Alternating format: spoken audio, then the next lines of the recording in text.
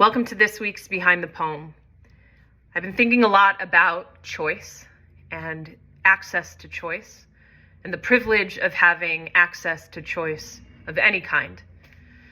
So I am sharing a piece I wrote 7 years ago called Choice. Choice.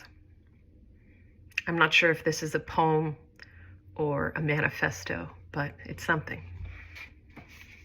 Written January 22nd, 2017 by me. Choice.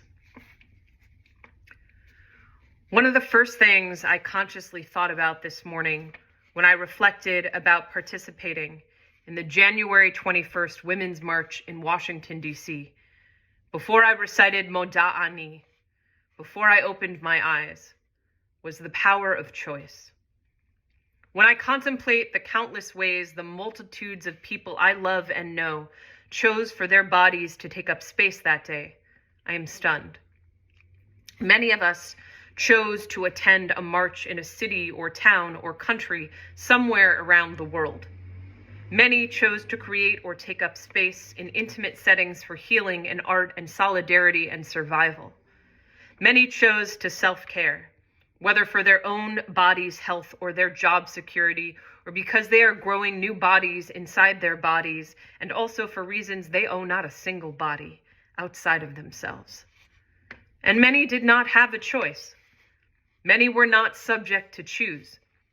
And I imagine that many of us, like myself, who were able to make choices, made said choices after knowing and evaluating what our bodies wanted and needed, and also what would keep our bodies most safe.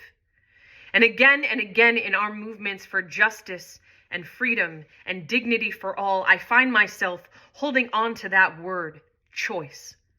Choice is a radical act of freedom and liberation. Choice is a radical act of power and strength. Choice is a radical act of reclamation driven by an utmost force of unconditional love. And choice should not be so radical, except we live in a world where systems of oppression have been woven together to interrupt and intercept and interrogate billions of bodies' abilities to make choices on a daily, hourly, minutely basis that is authentic to and specific for their own bodies' desires and needs. And for me, this is what social justice and change is about. Dismantling systems of oppression in a collective, intentional, and intersectional way that allows every single body on this earth to consistently have the power and privilege to make choices for their own bodies. When a police officer shoots or murders a black or brown body, the officer has taken away their choice. When the government or a cisgender male body tells me I am not allowed to have reproductive rights, they are taking away my choice. When healthcare systems do not provide trans and gender nonconforming bodies with equal access to healthcare, let alone jobs and human dignity beyond healthcare and jobs, they are taking away their choice. When buildings and events and homes are not made accessible for people with disabilities, we are taking away their choice. When President George Bush legalized the discrimination of Arab and Muslim bodies in the United States and made Islamophobia part of American culture, he was taking away their choice. When white supremacy makes it unsafe for people of color to feel safe in this country, we are taking away their choice.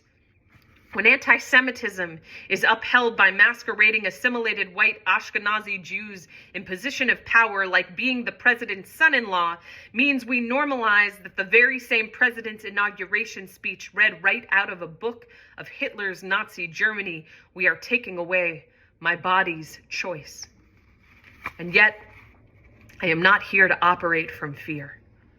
I'm not here to let the trauma and fear that I genetically and physically have hold in the tissues of my body as a white Jewish American cisgender female who is a survivor of not only one incident of sexual assault, but multiple accounts of sexual abuse and rape, and a body that has struggled with a literally deadly mental illness take over the choices I make. And so I recognize that I have the choice to access and leverage the rest of the privilege and the rest of the tools I've acquired for healing, often because of my access and privilege, to make choices operating from and rooted in love.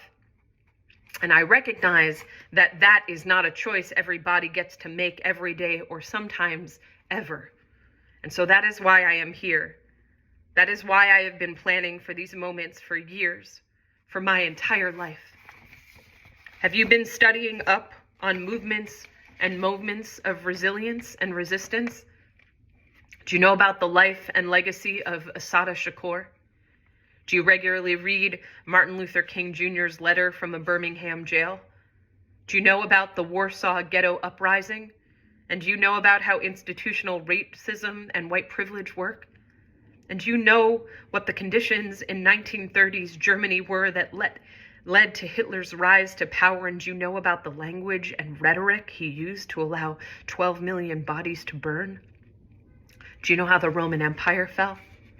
And how oppression was legal both there and in ancient Greece and Athens?